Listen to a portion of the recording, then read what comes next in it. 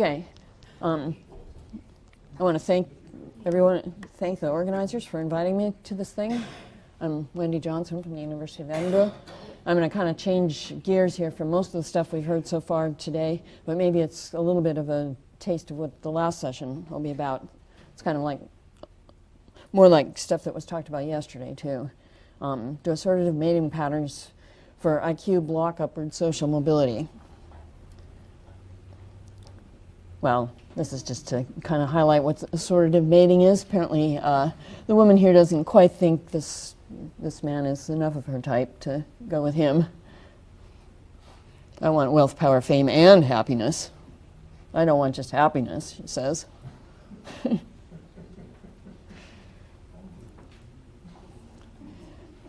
So what's the assortative mating for IQ? Well, it generally runs 0.3 to 0.4. People talked about that yesterday, too. The source is most likely educational assortment rather than IQ directly, although it could be IQ directly too. But it's pretty clear that a lot of it is at the level of educational assortment. Assortative mating increases genetic variance and population stratification. It's generally assumed to be stable across the range of IQ, but what if it isn't?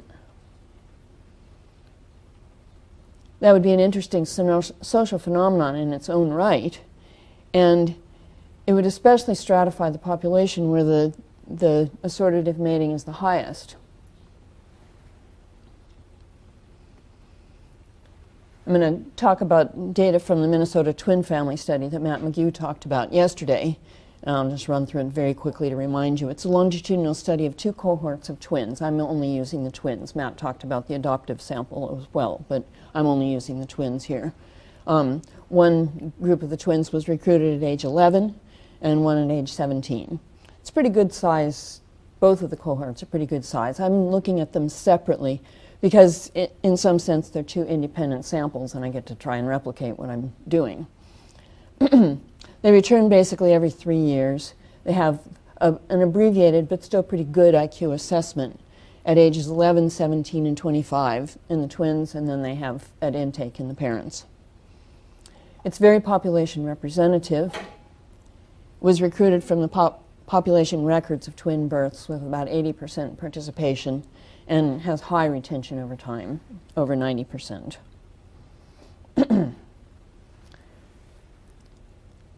Well, between the twins and their parents, the correlations of IQ are very typical of what you see in a whole lot of other research. It's probably kind of hard to see a bunch of these, but at 11, mid-parent IQ and twins IQ correlation is 0.48, 17 it's 0.53, at 25 it's another 0.53, and the 17-year-olds it's 0.44 at 17. It's going up with age, as you'd kind of expect. Twins IQ over time, 0.79, 0.81, 0.72. Between 11 and 25, it shrinks a little over what it was between 11 and 14 and 17 and 25, but the interval's gotten longer. That's about what you'd expect. Twins IQ by zygosity at 11, it's 0.75 in the 11-year-olds for the MZs, 0.504 for the DZs. Those are very typical. They're typical just all down the line. They're all very similar. In the 17-year-olds, it's at 17.809 for the MZs, 0.505 for the DZs. Correlations with education are very similar to what you'd see. They tend to run over 0.5. Correlations with SES, mid-parent IQ, 0.77.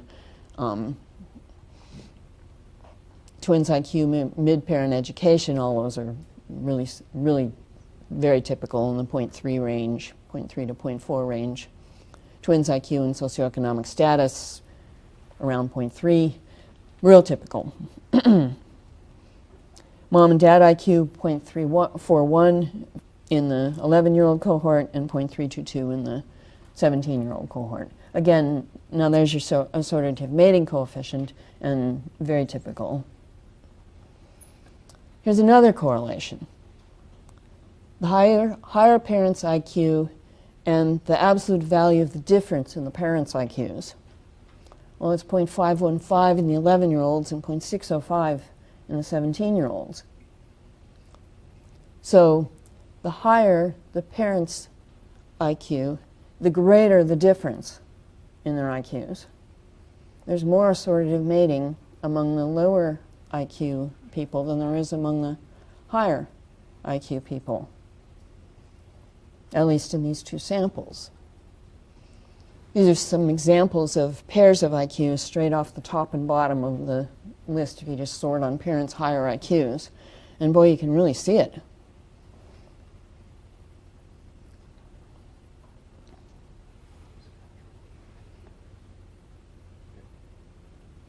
So Wendy, can you explain that because I'm not fully following. The differences are, I thought you said there's more assortative mating at the high end, but you're saying at the low end. Okay. Yes, at the low end. Okay. Yeah, so the differences are smaller at the low end than they are at the high end. But you have a positive correlation. Well, that's the difference is Yes. positively correlated. Got Yes. it, got it. Okay. See, there's some Yeah, yeah, yep, beside. Yep. This just shows that it's pretty steady. It's not something that is dependent on a few outliers or limited to one part of the range. It's kind of running pretty linearly throughout the whole thing. Why might this be? These are just my speculations, of course. Above 100, the higher up you are, the fewer there are like you. Of course, if IQ is normally distributed, that's true at the bottom end too. The lower down you are, the fewer there are like you. But this is a community sample participating in a scientific study, and the bottom end is just plain missing. We've got people who run IQs up to 150, so they're over 3 standard deviations up, but there's nobody that's down at 50 in this sample. At the best, they're about 2 standard deviations down, or at the best, at the furthest distance from. You may know this, but we excluded, based on the offspring, individuals less than an IQ 7. Yeah. So there's a formal exclusion based on the offspring, but even among the parents, you don't get anybody that's. I think there are a couple that are down as low as 70, but you don't get anybody down at 50, and yet we've got high IQs of 150 in there. So the bottom is missing. The people where low IQ gets really rare. But people with high IQ tend to be successful at what they're doing and attractive to people in the lower ranges for obvious reasons. The difference, but at the bottom end,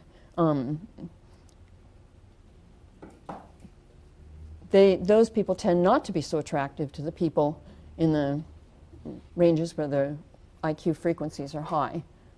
Somebody who's got an IQ of 100 isn't so likely to want to marry and mate with somebody who's got an IQ of 80. A person who's got an IQ of 80 might appreciate the 100, but it doesn't go the other way so much. Is there a difference in the fraction of the high IQ between gender in the high and in the low IQ? Oh, yeah, that's actually interesting. When the dad is the high IQ, the correlation between the IQ and the difference is 0.675. It's 0.487 when the mom is the high IQ. So it's a little bit less strong when the mother has the higher IQ. That's in the 17-year-old cohort, but the same pattern with slightly lower correlation shows up in the 11-year-old cohort. Sorry, so I just want to get the direction of that effect. When the mom is the high IQ one, their IQs are closer than when the dad is the high IQ one?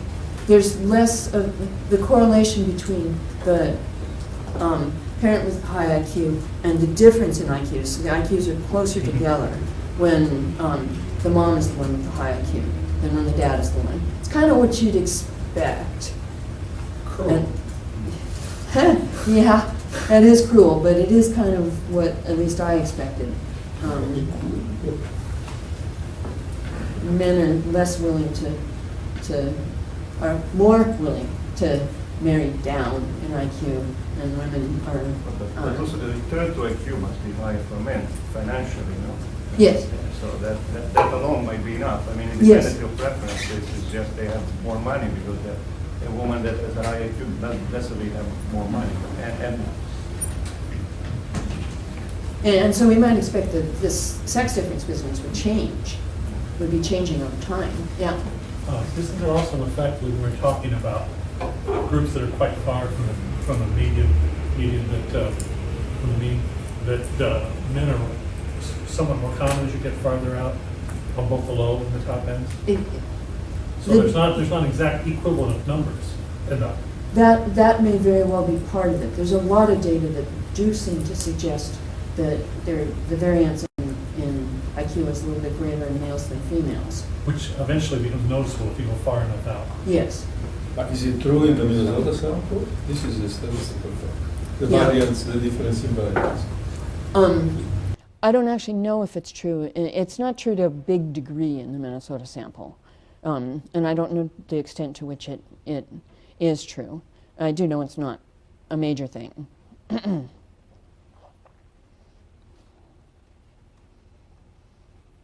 So this is actually, you don't really even need this.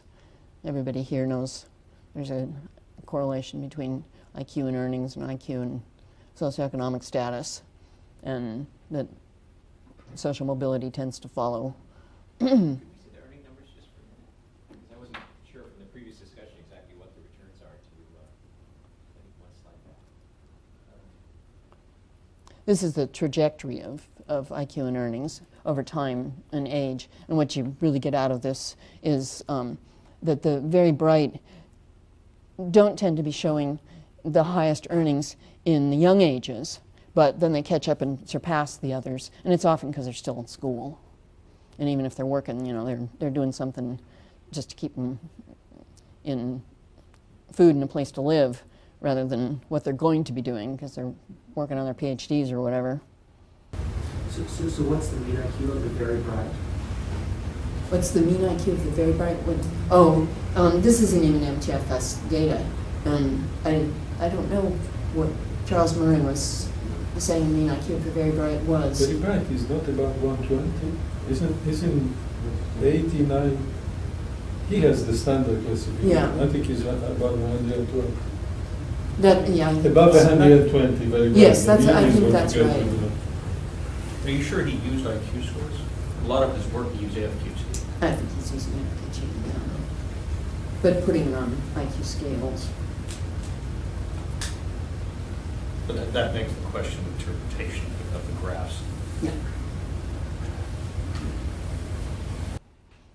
Here are a few more correlations. There are all variants of this same, what should happen if this is actually having the effects we would expect. So we have mid-twin IQ, difference in twins IQs. And they're all quite low, but at the population level they would matter. And they suggest that there is more congregation of IQ at the bottom of assortment for low IQ at the bottom of the distribution than higher up the distribution.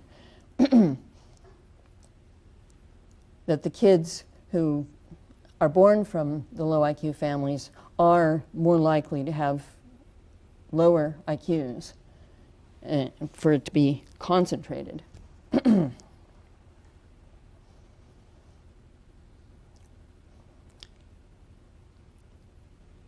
Out there in the literature, you get a lot of reference to this paper in particular, Eric Turkheimer's paper on socioeconomic status and IQ. And people think that most of the people who look at those data that suggest that there's less genetic variance in IQ at lower socioeconomic status levels than at high socioeconomic status levels, interpret it as socioeconomic status blocks the development of genetic variance in intelligence.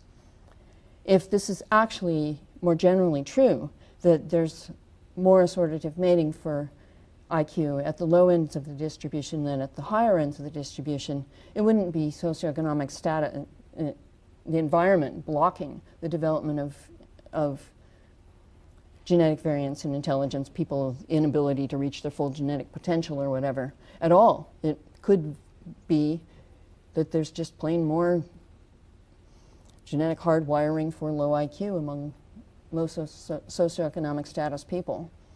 It would be a very different interpretation than most people have put on this paper.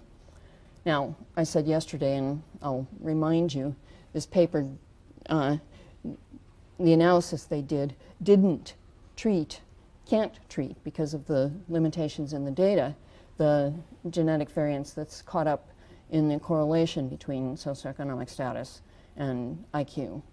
And it could be that really drives the mean differences, that covariance.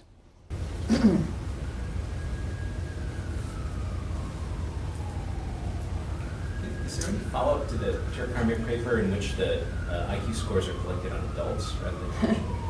I'm actually working on one now with a large consortium of studies from Denmark, Sweden, and the United States. And I think it will be the first one that has used that model to actually try and get at that covariance. There are a couple studies that have used adults, but they didn't use the model that can decompose that chunk of the variance. I don't know why. My guess is that they're chipping. Either that or they don't understand what's missing. Yes? This general conclusion that the degree of assortative mating for IQ is lower than higher IQs, I think it's very interesting. I wonder, has anybody else noticed this? Are there any other studies that, I'm not saying you're wrong, it looks pretty clear. Oh, I think it's really interesting too. I have 2 other samples that I want to check it out in. And it took me like a year to get all of the data from 2 other samples, and I'm definitely going to do that. It's strong enough, it looks, it's probably going to come out similar to the next one. That's kind of my guess. To me, it would explain a lot of the social difficulties we have, where there seems to be an increasingly stable underclass. Just one thought on that point. There's a number of papers that have been published in economics in the last few years using dating websites or speed dating experiments, from which it's possible to estimate people's preferences for in their about attributes of their partners. And one could look at and use that kind of data to try to see whether these patterns are being driven by the demand side, that is, what people with higher or lower IQs want in partners, versus if not, then presumably it's about the supply side and kind of the choices available to those people. Yeah. Well, that would be an interesting way of trying to understand what's going on that creates them. Yeah. And to the extent it's robust, of course. When you look at the couples that have both low IQs and they married with their children, what kind of regression to the mean can you infer? I mean, do they regress still to the high mean compared to the population, or they are really? I mean, is that now the relevant population? I mean, what can you say something about that? It looks like there's a tendency for the kids of these families not to regress to the mean to the same extent as the kids from the brighter parents. Right. That's what these correlations are basically saying. Weak. Weak. I mean, it's not a big effect, but it's there and able to be observed. Right.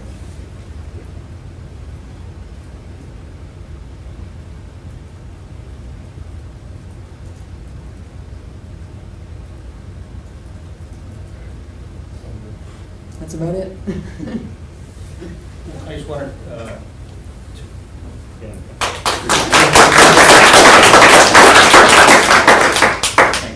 there's an old paper by John Conlist asking whether equality of opportunity reduces social mobility. Mm-hmm. And it ends up with this type of argument, which is, the way we think about equality of opportunity is an easy way to think about sort of removal of arbitrary barriers, what the markets rule, et cetera. And so in those environments, often you can get sort of more efficient matching of some type. You can say it's a sort of matching with respect to mates. It could be the transition from the aristocratic assignment of offices to the one in which ability comes into play. And the property, what will happen there is that the increasing quality of opportunity, it generates a lot more persistence in income trajectories.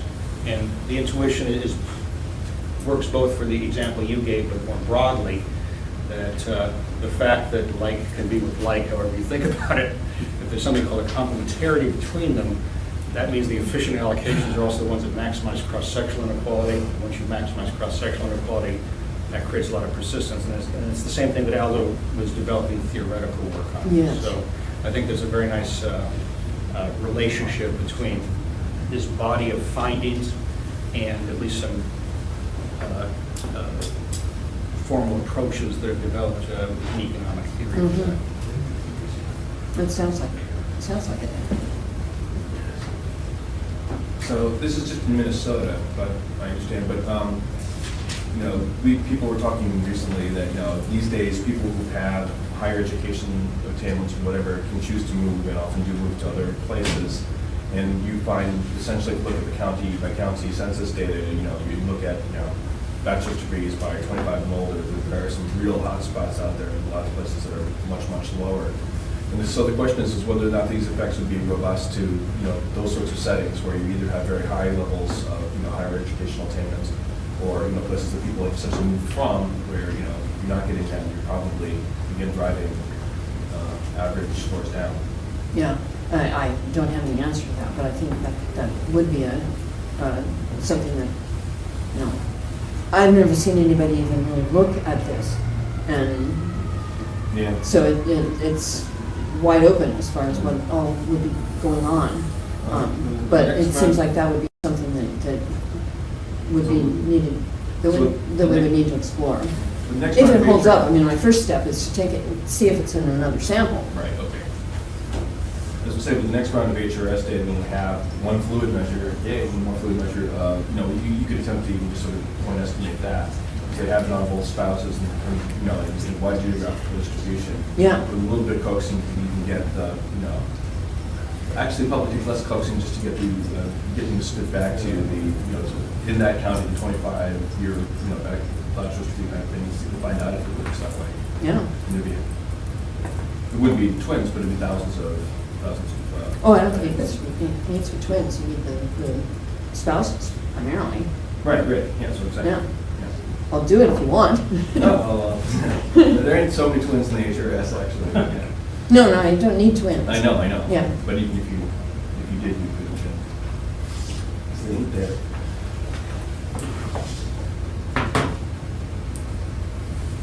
Okay.